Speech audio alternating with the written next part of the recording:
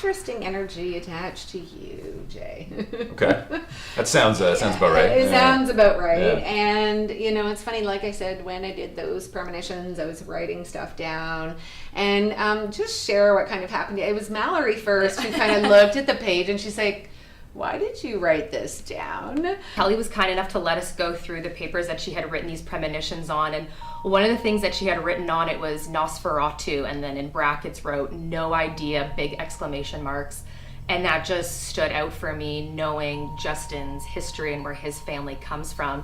And then I pulled Justin aside and I was like, you have to see what it is that she wrote down. So can you tell everybody what that is, like what that character is? Because there may be people there that don't know who that is. Yeah, no, 100%. I got a bit of goosebumps. So my last name is Dracula, which is a Serbian last name, which is the exact same name as Dracula, which is the Romanian version of that. And Vlad Dracula was the Prince of Wallachia in the 1400s. He's who Bram Stoker's Dracula is based upon.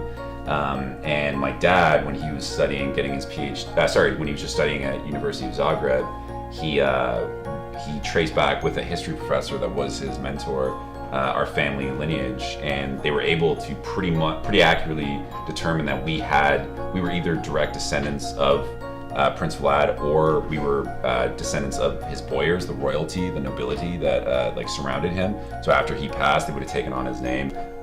Weird. I wasn't gonna go into this or anything, but my dad died 7 years ago, and he smashed his head. Like, that's how he died. It was an accident. And so he was a person who fixated on death a lot, being, from the former Yugoslavia. People there like to talk about death quite a bit. So he focused on it a lot. And growing up in my house, like, Dracula was a very big part of our lives. We had in my home right now, I've got a portrait of Vlad, like, as soon as you walk in the door. When I was like 8 years old, my friends would come over to my dad's place, and they would see like a woodcut of a bunch of impaled people with this guy like eating breakfast in the middle of them. And they were like, what the hell is that? And I was like, oh, my dad's, just really into history. Because I was like, when I was a kid, I didn't really want to tell people that. But it was a pretty big deal. And actually, at the time that he died, he was planning on writing a book in defense of Dracula, because he's been demonized a lot in the past few hundred years. And so he wanted to kind of write about the circumstances around the historical context of this real life figure and juxtapose it to the fictitious figure.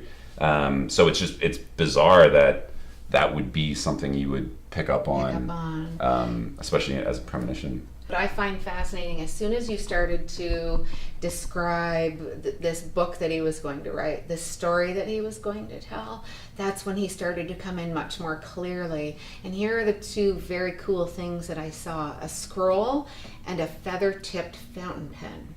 Now, I can tell you what that means to me when I see that in a reading, that there's still a story there to be told.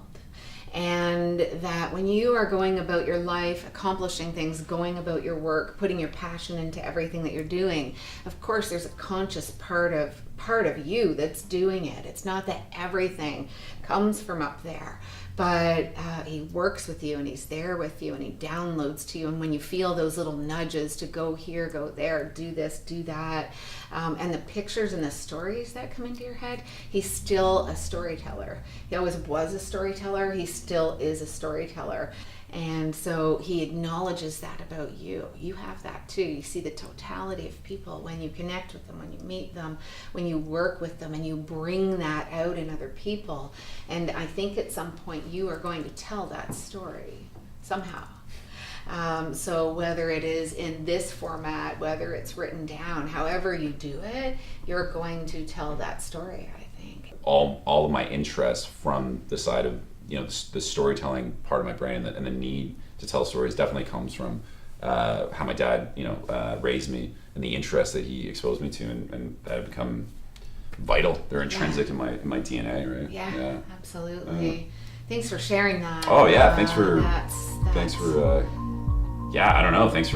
bringing that up. It was too serendipitous. It was too and I completely believe in an energy stream in the universe. So it's like, go with it, don't fight it. You know Absolutely. what I mean? Because I think when you go against the current, bad things happen. Absolutely. So to keep up on everything, to check in, to have a look at the premonitions, we're going to be posting all of the information, everything that's come through.